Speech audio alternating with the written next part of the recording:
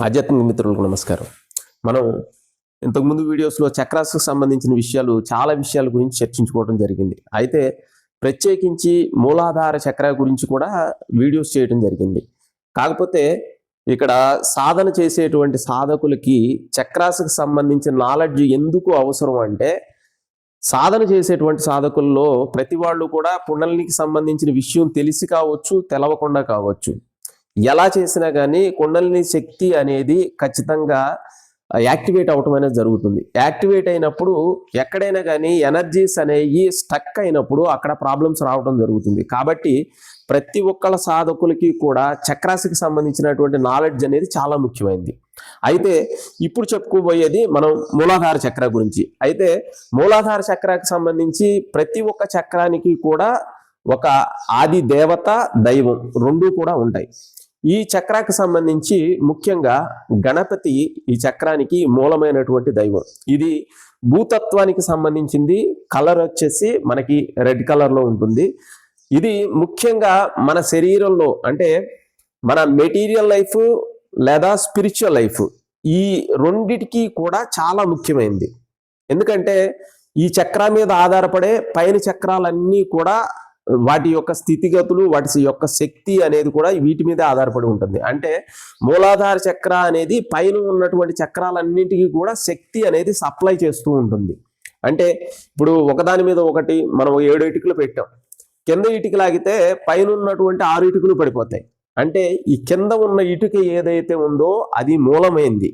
అది సరిగా పని చేయకపోతే, అది మాల్ ఫంక్షన్ అయితే అన్ని రకాలైనటువంటి చక్రాలకు సంబంధించి అవ్వచ్చు. ఇది మనం చెప్పుకునేటప్పుడు జనరల్గా ఫిజికల్ బాడీ గురించి చెప్పుకుంటాం, కానీ మన ఏదైతే ఆరా చక్రాస్ మీద మన ఆరోగ్యం అనేది ఆధారపడి ఉంటుంది.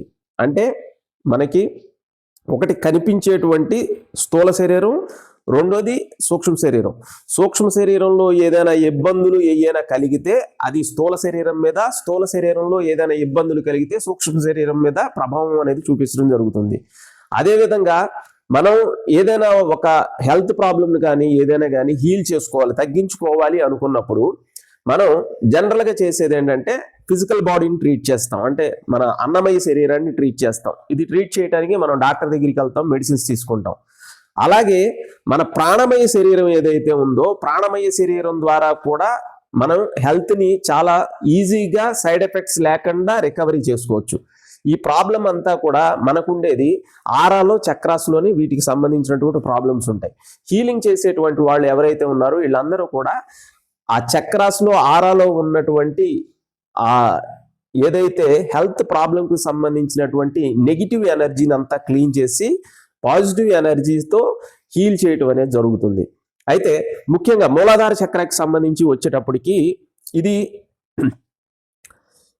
ముఖ్యంగా పనిచేసేది మన యొక్క ఫిజికల్ బాడీకి సంబంధించి, మన శరీరంలో ఉన్నటువంటి మనకి గట్టిగా తగిలేటువంటి విషయాలు ఏవైతే ఉన్నాయో ఇవన్నీ కూడా మూలాధార చక్రాకి సంబంధించి వస్తాయి.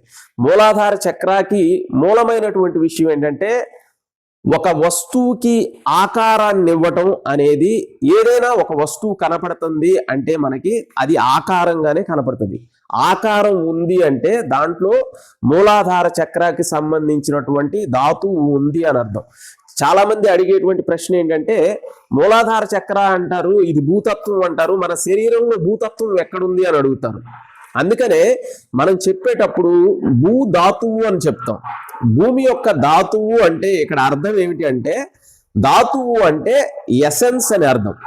అంటే మనం ఇప్పుడు చెరుకు గడ తీసుకుంటే ఆ చెరుకు రసం ఏదైతే ఉందో అది దాని యొక్క ధాతువు యొక్క, అంటే అది బాగా ఫైన్గా రిఫైన్ అయిన తర్వాత ఉండేటువంటి స్థితి ఏదైతే ఉందో ఆ స్థితిని ధాతువు అంటారు. ఈ మూలాధార చక్రానికి సంబంధించినటువంటి ధాతువు వచ్చేసేసి మనకి శరీరంలో గట్టిగా తగిలేటువంటి ప్రాంతాలు ఏదైతే ఉందో అదంతా కూడా మూలాధార చక్రానికి సంబంధించింది. దాంట్లో ముఖ్యంగా బోన్స్, ఇంకా స్కిన్, మజిల్స్, మన కండరాలు, ఇవన్నీ కూడా మన స్కిన్, ఇవన్నీ కూడా మన మూలాధార చక్రానికి సంబంధించినటువంటి అవి మేనేజ్ చేసేటువంటి విషయాలు.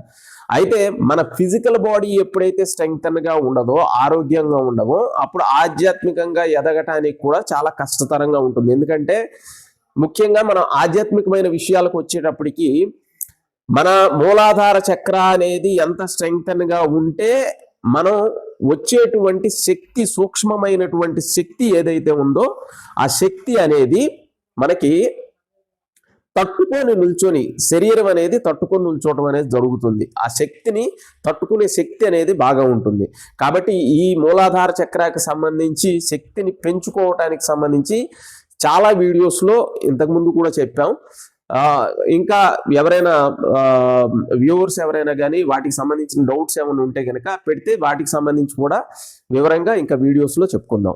ముఖ్యమైన విషయం అండి, ఇప్పుడు మనం ముక్తిపదం ఛానల్లో యాక్చువల్గా మనం క్రియాయోగ గురించి, కుండలికి సంబంధించినటువంటి అనేక విషయాల గురించి చర్చించడం జరిగింది.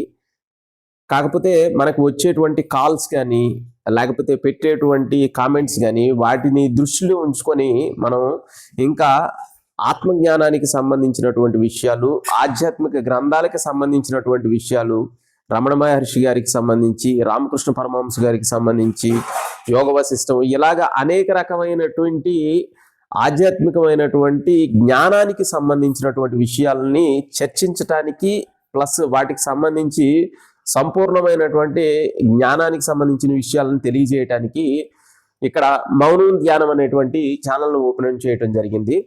దయచేసి ఈ ఛానల్ కూడా సబ్స్క్రైబ్ చేసుకోండి. వీటిలో కూడా మీకు ఏమైనా డౌట్స్ ఉంటే మీరు మీకు సంబంధించిన అంటే ఏదైనా వీడియో చూసినప్పుడు దాంట్లో మీకు ఏదైనా వాటికి సంబంధించి ఏదైనా డౌట్స్ ఉన్నట్లయితే ఖచ్చితంగా కింద కామెంట్స్లో తెలియజేయండి. దానికి సంబంధించి వీడియోస్ చేయటం జరుగుతుంది. అంతేకాకుండా పరిపూర్ణమైనటువంటి అంటే ఒకటే కాన్సెప్ట్ అనేటువంటి విషయం కాకుండా, అంటే దీంట్లో డిఫరెంట్గా ఉండేటువంటి విషయాలు ఉన్నాయి. ఇప్పుడు బుద్ధుడికి సంబంధించిన విషయానికి వస్తే ఆయన పూర్తిగా జ్ఞాన స్వరూపంగానే చెప్తారు. దాంట్లో ఎక్కడ దైవం అనేటువంటి పదం కానీ మాట కానీ ఉండదు. రమణ మహర్షి గారిని చెప్తే రమణ మహర్షి గారిని జ్ఞానానికి సంబంధించినటువంటి మేరు శిఖరంగా చూస్తారు.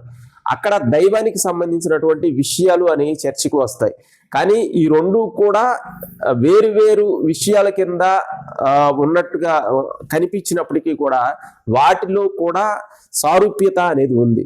కాబట్టి వాటికి సంబంధించినటువంటి చాలా కీలకమైనటువంటి విషయాలు దీంట్లో సూక్ష్మంగా చర్చించడం జరుగుతుంది. కాబట్టి ఈ ఛానల్ని ఖచ్చితంగా సబ్స్క్రైబ్ చేసుకోండి, షేర్ చేయండి, లైక్ చేయండి. సర్వే జనా సుఖినో భవంతు.